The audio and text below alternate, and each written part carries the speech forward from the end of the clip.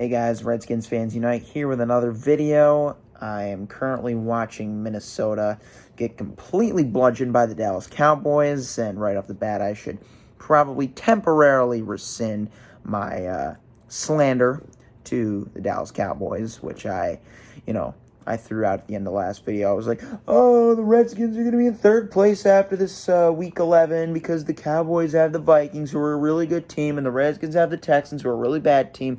I was right about the Redskins. They would beat the Texans. Thank God they didn't blow that one, because I was actually starting to get a little bit worried before the game. But, of course, Kendall Fuller quickly quelled any doubts that I had in this team today.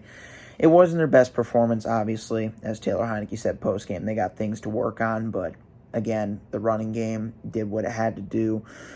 There were a couple of really well-schemed drives, but also some questionable finishes to possessions, like in the red zone. We really could not get it done down inside the 20 at all today. There was only one time where we actually did convert, and that was with that Curtis Samuel end around in the first half to make it, I think it was 14-0.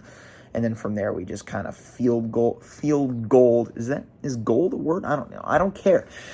We basically just kicked our way to victory and built an insurmountable cushion, and so nothing too extraordinary, nothing to get overexcited about, but just something to feel good about, because a win is a win, like I say almost every video nowadays. I don't know. But, yeah, we have the Falcons next week. But before I project any more into the future, I'm just going to go back to the Cowboys, because now it's sort of starting to look like they're, at least with the way they're playing today, that they will be soon taking over second place in the division, because they have the Giants on Thanksgiving. And seeing as how the Giants, like us earlier this season, could not get it done against the Detroit Lions in their home stadium, mind you. We lost to them in Detroit. But, of course, Ford Field was occupied by Buffalo and Cleveland today. But I digress. The Giants, they just fell behind, couldn't come back. Daniel Jones, 2 interceptions, and they got exposed. And especially with that Aiden Hutchinson interception, I mean, people are really underestimating that kid. He's a really talented defensive lineman, as Dallas gets, Dak throws an incompletion. It's currently 30-3 right now, and I guarantee the end score isn't going to look much closer than that. There's still time for Minnesota to do something, but with the way their offensive line has been playing, I just do not see it happening. But back to Dallas, I don't see the Giants beating them on Thanksgiving. I really, really, really hope that I'm wrong. As always, that this is not me trying to say, oh, I want Dallas to beat the Giants. No, I would never, ever say that about any team, even if it helped them. Well, that's a little questionable, as Zeke gets another touchdown to make it 36-3, pending the extra point. But the Giants have never been good. They have been good against the Cowboys, but not recently. It's like I was talking about us against the Eagles last week. We're going to need to see a real flipping of the script, a bucking of the trend, whatever phrase you want to throw at the Giants. We're going to need to see something different out of them if they want to defeat the Dallas Cowboys.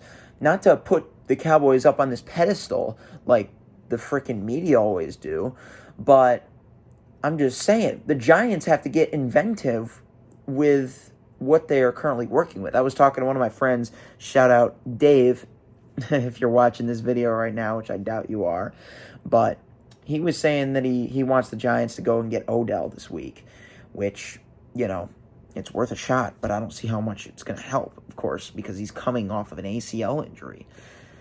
And while Trayvon Diggs is not the best cornerback in the league, he's certainly going to have the upper hand against Beckham. I feel very weird saying something like that because, again, like I said, Trayvon Diggs is not what I would consider a top 5 cornerback. I'll give him a top 10 because I think his technique has improved this year from last year. Because last year he was just more of those splash players who would make a break on the football at an opportunistic time, catch some tip drills. He had one of those earlier this year on Daniel Jones, I believe, in that primetime loss by the Giants. But again, with a guy like Beckham, even as good as he is, coming off of an ACL injury, he's not going to have much of an advantage, if you will. So that's where we're at there. Now, to go back to us against the Falcons, because there's really not too much more to talk about with the Texans game. You know, Taylor, Heineke managed to spread the ball around quite well after that very lucky break he got at the beginning, but then again, our defense bailed us out early on and throughout the entire game, and despite some questionable decisions on my fantasy team, I'll still likely be getting a win thanks to our defense. But yeah, all we really got to do here is just build momentum, just keep on building. The Falcons is another very winnable game for us.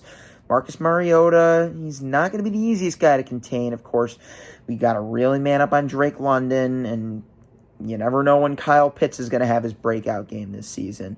And how could I forget Cordell Patterson? It just feels like he is totally the type of guy to get back-to-back return touchdowns, whether it be kick or punt, against us, of all teams. But, hey, those are just some things to look out for. We just got to stick to our keys, not get too carried away, yada, yada, yada, yada, yada. Let me know what you guys think we should do in order to get a comfortable victory, perhaps, against Atlanta. Let me know also what you guys think is to come in the NFC East, because it looks like it's only going to get more and more competitive from here on out. From my perspective, Philadelphia nearly lost for a second straight time today against the Colts, but they managed to escape and are now 9-1. Their only loss, of course, being to the Redskins last week. But again, all four teams are, I don't want to say heading in the right direction, but they're almost getting closer to one another. And who could say no to that as a fan of any NFC East team? Anyways, thank you guys so much for watching this video. If you enjoyed, please leave a like down below and comment your thoughts and all that good stuff. Subscribe for more content. I'm Redskins Fans Unite. I'll see you guys next time. Hail!